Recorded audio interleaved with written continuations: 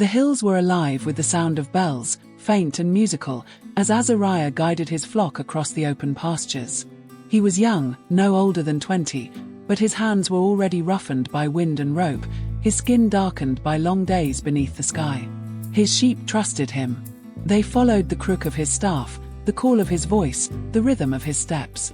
To Azariah, they were more than a flock. Each one had a face, a name he whispered when he brushed dust from their wool or eased their fears during the night storms. He counted them often, like a boy counting treasures hidden in a pouch.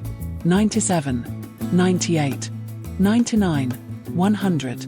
Always 100. But that day, when the sky burned with late afternoon light and the shadows stretched long, something was wrong.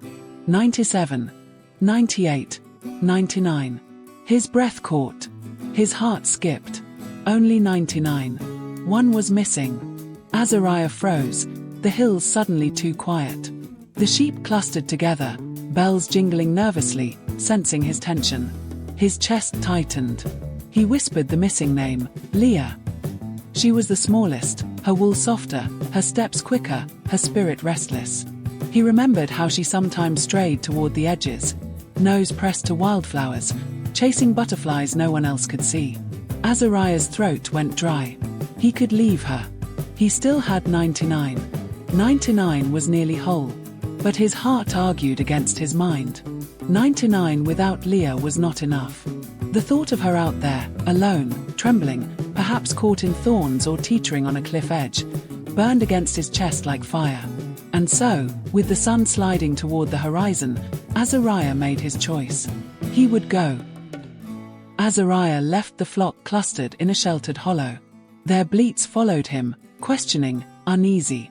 He pressed on, staff in hand, sandals scraping against stones.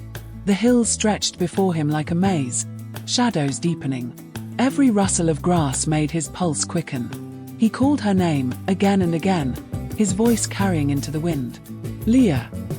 His mind filled with images he didn't want, of wolves lurking in the undergrowth, of a tiny sheep tangled in brambles, of silence where there should have been bells. His fear gnawed at him, whispering doubts. What if you're too late? What if you never find her? What if you lose your way as well? Still, he pushed forward. His legs ached, his throat grew hoarse, but love is stubborn. It does not let go easily. The path narrowed along a cliff edge, the drop below dark and dizzying. Azariah's heart pounded, but he forced himself onward, eyes scanning, calling, hoping. At last, faint, almost drowned by the wind, he heard it. A bleat. Thin, frightened, but real. Azariah's body surged with energy. He scrambled down a slope, stones sliding beneath his feet. There she was, Leah, wedged in a thorn bush, wool snagged, eyes wide with panic. She kicked against the brambles, but the more she struggled, the tighter they held. Azariah dropped to his knees, reaching carefully. The thorns tore at his arms, stung his skin, but he didn't stop. It's all right, he murmured, voice shaking with both fear and relief. I've got you. Slowly, patiently, he freed her wool from the thorns, tugging strand by strand until at last she was loose. She collapsed against him, trembling. He lifted her in his arms, her small body warm against his chest. The weight was not heavy. The weight was joy. Azariah carried Leah through the gathering dark, his breath steady now, his heart alight. He whispered to her, soothing her fear with every step. Behind him, the hills seemed less threatening, as though the shadows had given way to starlight. When he reached the hollow, the 99 lifted their heads. Their bells jingled in recognition, a chorus of welcome. Azariah set Leah gently among them.